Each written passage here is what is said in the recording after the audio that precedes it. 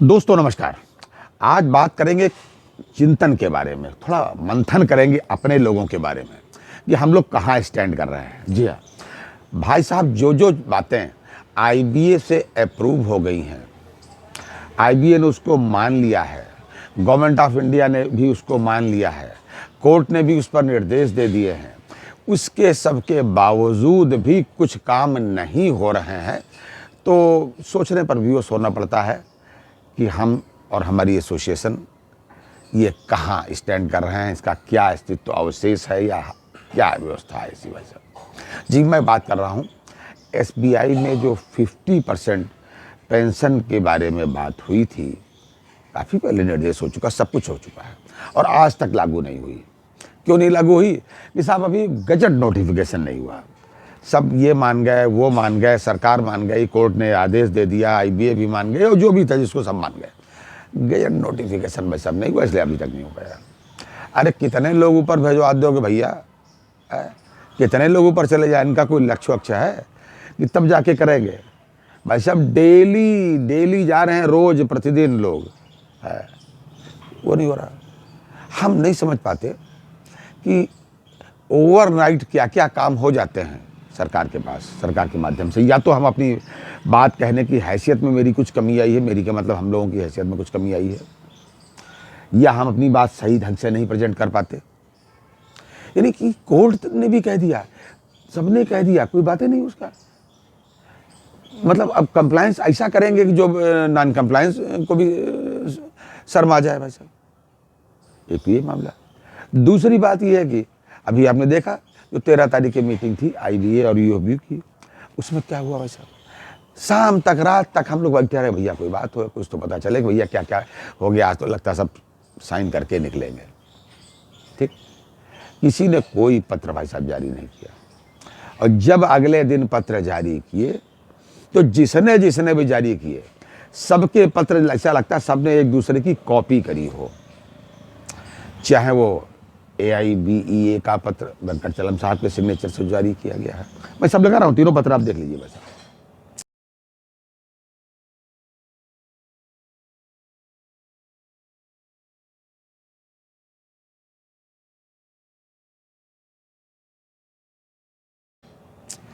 चाहे AIBUC के जो नेता हैं रूपम राय साहब, उनका पत्र हो, या जो कन्वेनर साहब हैं संजीव वंदलित साहब, उनका पत्र हो, पूरी कॉपी है एक दूसरे की। ठीक है भाई, अच्छी बात है जो भी है, और उसका आप मजमून पढ़ लीजिए। उसमें ऊपर से नीचे तक लगभग पहले तो सब यही लिखा है, फला तारीख को ये किया ये किया। भैया लोग वेट कर रहे थे आपका इस बात का कि आज आपने क्या किया, यानी कि 13 तारीख को क्या किया ये बता दो, 14 को ही बता दो। तो 14 जो बताया वो आप देख रहे हैं भाई साहब। ये आखिर में बता दिया साहब जब तक 5 डेज बैंकिंग नहीं होगी, इसलिए अब थोड़ा नहीं करेंगे। तो खाली कुल मिलाकर के लंबे पत्र में कि एक आदत 5 डेज बैंकिंग उसमें दिखाई पड़ी, बाकी कोई चीज़ नहीं दिखी। अच्छा भाई 5 डेज बैंकिंग दिखी क्यों नहीं, इस पर आपने वहाँ कितना प्रोटेस्ट किया ये तो आपने बताया नहीं, या अब आपका लाइन ऑफ एक्शन क्या है ये नहीं बताया। आप मेंबर्स से क्या चाहते हो, मेंबर्स आपके लिए पीछे खड़ा है, लेकिन खड़ा ही तो है अभी। जो आप निर्देश करोगे तो वो करेगा, आप प्रोटेस्ट की बात करोगे प्रोटेस्ट करेंगे। देश हित में मेंबर खड़ा हुआ है, सीधी बात आपके साथ में, मेंबर्स ने आपको चुना है। अब चाहे वो उमेश शर्मा जी हों, ग्रुप ऑफ पेंशनर्स के एक्टिविस्ट, तमाम जो हैं, कई लोगों के ढेर सारे पत्र हैं, अपनी अपनी प्रतिक्रियाएं लोगों ने दी हैं कि आपसे बड़ी उम्मीद थी, आप ये करेंगे। आपको कि बड़ा नेता मानने से किसी को एतराज़ नहीं, सबने आपको नेता माना है तभी आप वहाँ हैं भाई साहब। लेकिन मैं ये नहीं समझ पा रहा हूँ कि आखिर कमी क्या है। केवल बैंकर्स में ही सबसे ज़्यादा कमी है। देश में जितनी भी हमारे आदरणीय प्रधानमंत्री जी स्कीम्स लाते हैं, पहले भी के भी प्रधानमंत्री हों चाहे वर्तमान हमारे लोकप्रिय प्रधानमंत्री माननीय मोदी जी हों, जो जो स्कीम आती हैं सब बैंक के थ्रू ही इम्प्लीमेंट करते हैं। सारी बैंकें धरातल आपको दिखाई पड़ेंगी किस तरीके से ज़मीन पर बैठ करके सरकारी स्कीम का इम्प्लीमेंट कर रहे हैं। जनधन से शुरू किया था, जनधन योजना से लेकर के जितनी स्कीम थी भाई साहब, जो अन्य विभागों के काम है वो भी हमारी बैंक करती थी। किसी विभाग का मान लीजिए विकलांग वाले को, विकलांग वाला विभाग अलग होता है समाज कल्याण का, उसकी पेंशन भी यही देते हैं।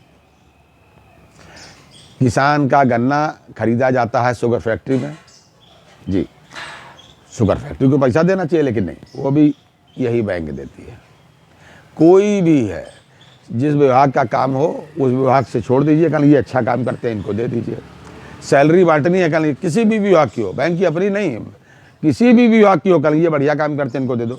अरे यार, जब काम भैया बढ़िया करते हैं तो कम से कम जायज़ हक जो उसका है वो तो उसको दीजिए ना। 5 डेज बैंकिंग पर आपने अभी तक इम्प्लीमेंट कुछ किया, और पेंशनर्स का तो कोई बातें नहीं, जैसे वो आपके नागरिक ही नहीं।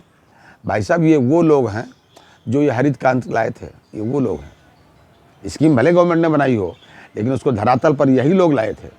इसके पहले बिल्कुल वेलफेयर की कोई स्कीम्स नहीं थी भाई साहब नेशनलाइजेशन से पहले। जी हाँ, 1969 से पहले जब 14 बैंकों का नेशनलाइजेशन हुआ, उसके पहले बैंकों का क्या होता था, कैसे काम करती थी, नहीं मालूम। दुनिया देख रही है। हरित क्रांति लाने का जो है, जो जितना भी जिम्मेदारी भाई साहब उठाई, सरकारी बैंकों ने उठाई, और जो काम कर रहे हैं भाई साहब, जो आदरणीय प्रधानमंत्री जी या हमारा नीति आयोग या जो भी कहा जाता है वो लोग करते हैं। लेकिन मजदूरी कहा तो ये जाता है भाई साहब, नियम तो यही है कि मजदूर का पसीना सूखने से पहले उसकी मजदूरी मिल जानी चाहिए। तो न तो उसकी मजदूरी है और ना भैया उसकी पेंशन। तो हम तो ये कहेंगे भैया, माननीय मोदी जी, आप कुछ सीधे सीधे इंटरव्यून इसमें करिए। आप हमारे आदरणीय प्रधानमंत्री, सारी जनता आपकी तरफ देखती है। खैर, हम तो यही कहेंगे कि भाई अब संघर्ष का रास्ता बचा है, न्यायालय का रास्ता बचा है। पेंशनर्स के मामले में आप 22 तारीख का जो भी आंदोलन है हमारा, जो भी हमारा धरना है दिल्ली के जंतर मंतर पर, हम वेट कर रहे हैं, वाच कर रहे हैं स्थिति पर कि जो हमारे अपने किसानों का जो भी मामला चल रहा है, जल्दी से सरकार इनकी समस्याओं का निदान करे, ताकि जो धारा 144 लगी है ये हटे, और हम अपनी बात वहाँ पर जंतर मंतर पर खड़े होकर के जनता के बीच में, मीडिया के बीच में, और लोकतंत्र के मंदिर लोकसभा यानी कि पार्लियामेंट के थोड़े दूर पर खड़े होकर के कह सके, ताकि पार्लियामेंट के अंदर बैठे हुए लोगों के कानों तक बैंकर्स की समस्याएं भी पहुंच सके। ये था आज का अपडेट। अगली बार अन्य अपडेट के साथ, तब तक अपना ध्यान रखिए। जय हिंद, जय भारत, नमस्कार।